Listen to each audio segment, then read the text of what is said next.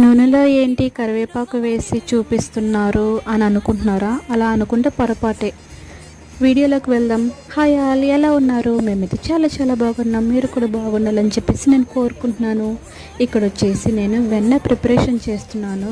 మీగడంతా store చేసి బాక్స్లో పెట్టుకొని తర్వాత బాగా ఎక్కువ మీగడైన తర్వాత దాన్ని తీసుకొచ్చి మిక్సీలో వేసి ఐస్ క్యూబ్స్ అలాగే చల్లని వాటర్ పోసి ఇలా వెన్న తయారు చేసి వెన్నని కాస్త నెయ్యిగా తయారు చేయడం కోసం ఇలా నేను రెడీ చేస్తున్నాను.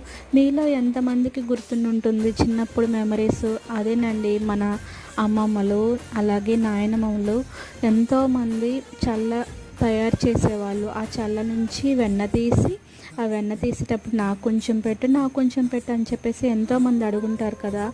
అలాంటి మెమరీస్ ఎవరికైనా గుర్తుంటే తప్పకుండా కామెంట్ చేయండి. ఈ వీడియో నచ్చితే కనుక లైక్ చేయండి. Thank you all.